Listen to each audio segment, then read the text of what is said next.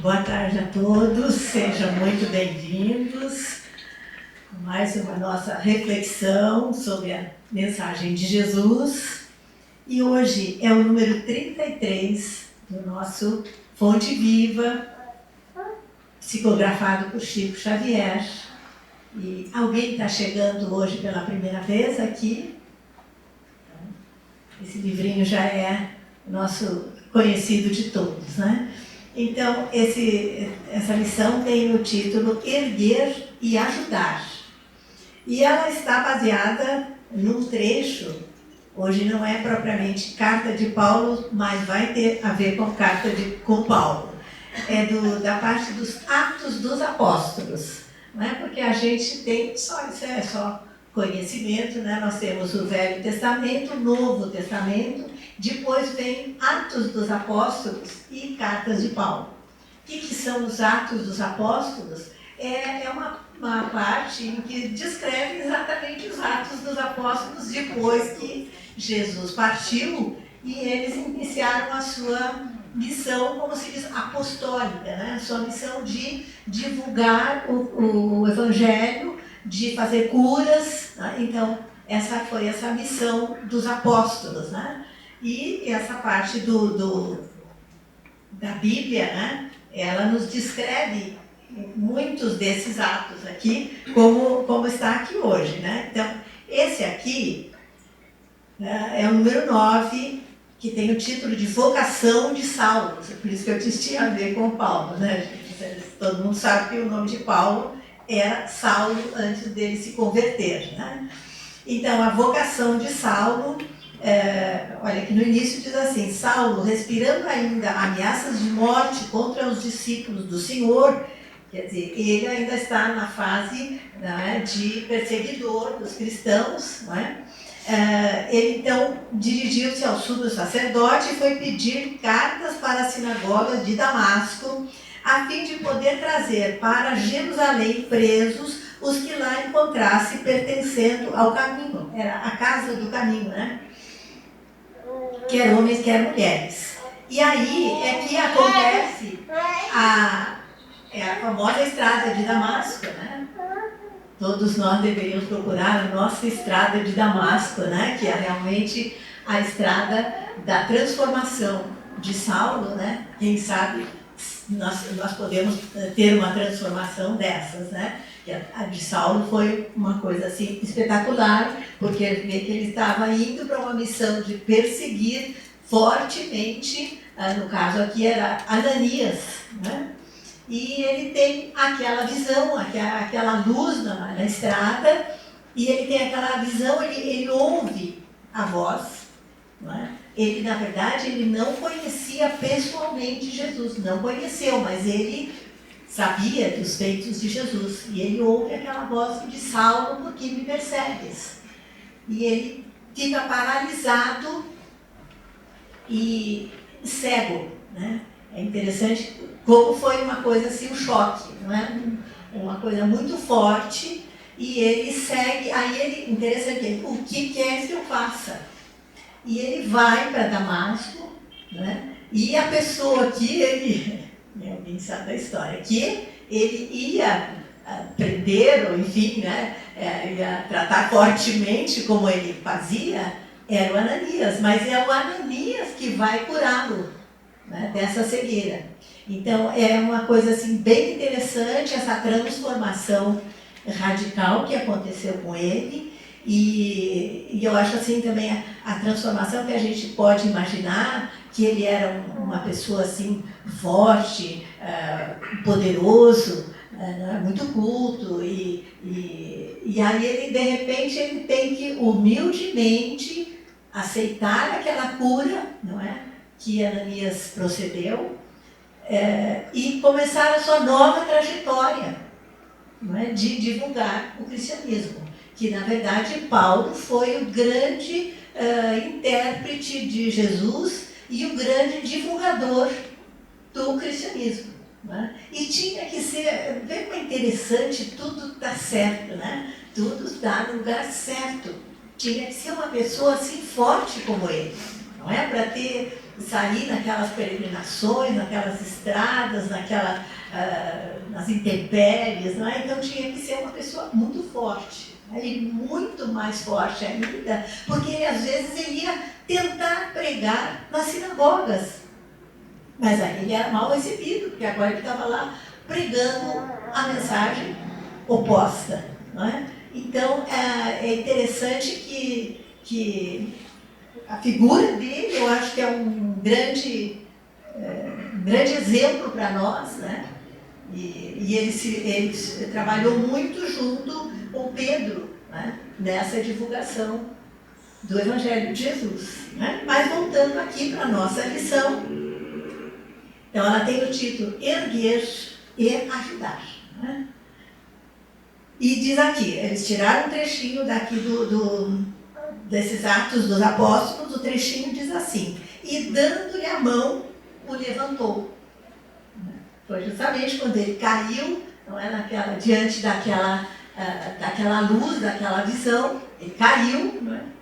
E aí alguém foi lá, ergueu-o, e aí ele continua aqui, erguer, o título que Emmanuel dá, erguer e ajudar. É um recado para nós, assim, no sentido da nossa vida, do nosso convívio com as pessoas, não é? Quantas vezes nós temos oportunidade, não é, de uma pessoa próxima a nós, né, de erguer, mas não só erguer, né, porque erguer e ajudar, não é só, bom, agora vai, né? Não, nós temos que fazer o serviço completo, não é? Então a lição vai nos dizendo, né? Não se contenta o apóstolo em pronunciar palavras lindas aos seus ouvidos, renovando-lhe as forças gerais. Dá-lhe as mãos para que se levante. Então, nós vamos encontrar em diversas situações, né, pessoas próximas a nós. E até tem uma frase do cardiologista que diz assim, que se recomenda tanto hoje, exercício, né? Que o melhor exercício é a gente se inclinar em direção ao próximo, né? Então, acho que está, né, aí não se inclinar e aqui completa, erguer o próximo, né? Que muitas vezes está muito caído, né? E a gente pode, então, fazer um pouquinho que seja, né? Conversar, perguntar o que acontece, qual a sua necessidade. É claro, nós não vamos tirar os problemas do caminho desse próximo, as dificuldades. Porque cada um vai encontrar as dificuldades necessárias ao seu aprimoramento, né? Então, mas a gente pode aliviar, né? É muito importante, assim, atenuar aquelas dores. E sofrer, vamos falar a verdade, gente, todos nós sofremos.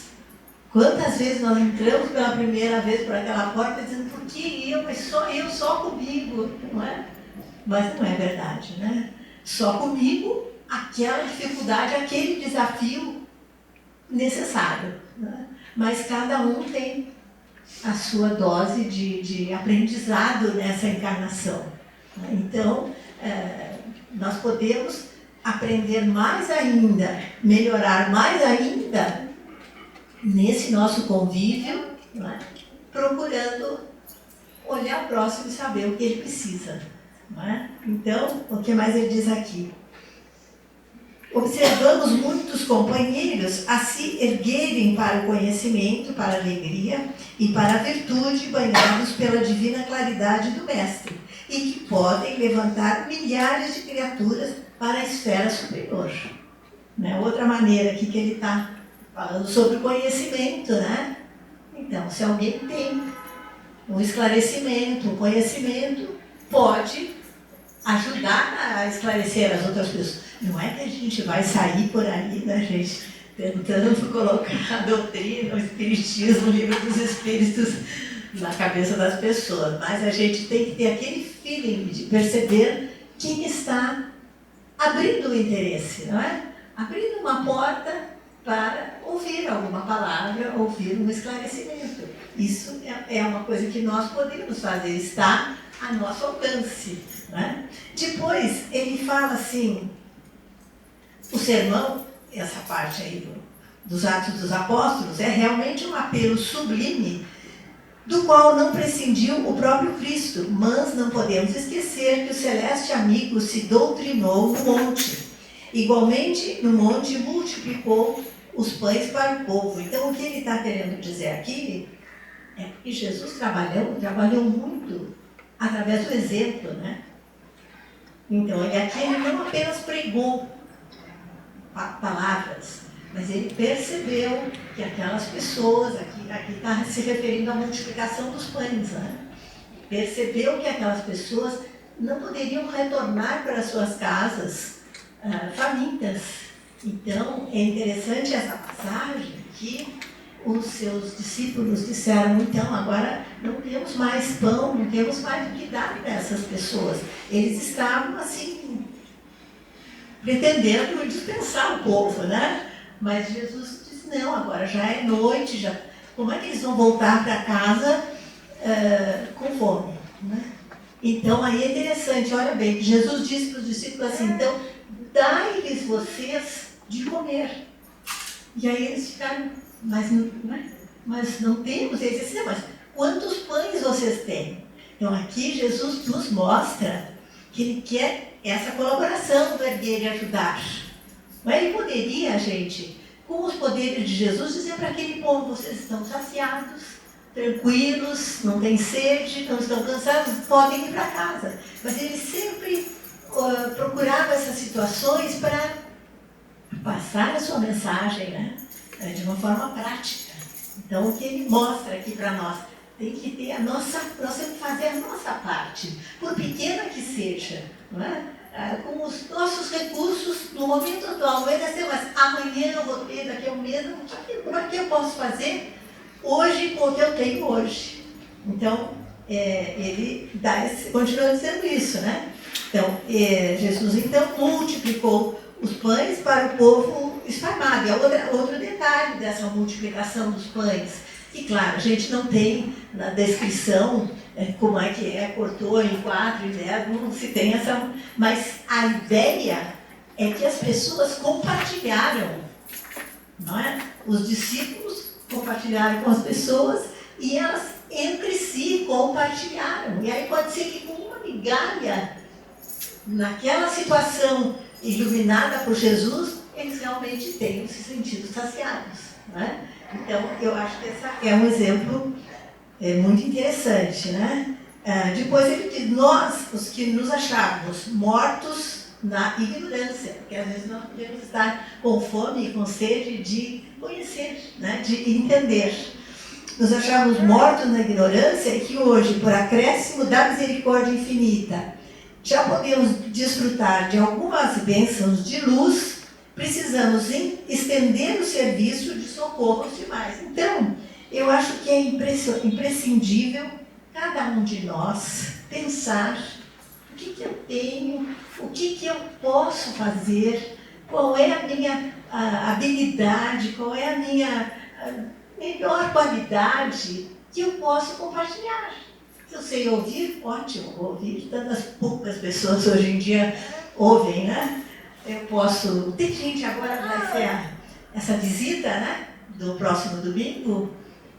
Se estiver interessado, tiver tempo, por favor, nem que não seja nessa, coloque na agenda de participar de alguma dessas visitas, porque é uma experiência maravilhosa.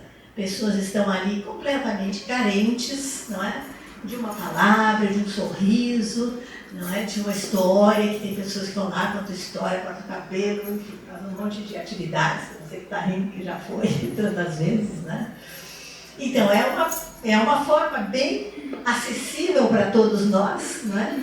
De erguer e ajudar algum irmãozinho nosso que está lá tão necessitado, né? Então, parece, não é muito simples a mensagem de Jesus, mas é simplesmente a gente parar para pensar, o que eu posso fazer? Não tenho nada para oferecer. Todos temos. Todos temos recursos infinitos dentro de nós, né? Basta a gente querer compartilhar. Então, eu acho que a lição é é simples, mas é profunda, não é? Extraída desse livro que se chama Fonte Viva, não é? Em que nós temos essa fonte viva dentro de nós, pronta para nós compartilharmos. E que nós sejamos felizes e prósperos nessa missão. Muito obrigada.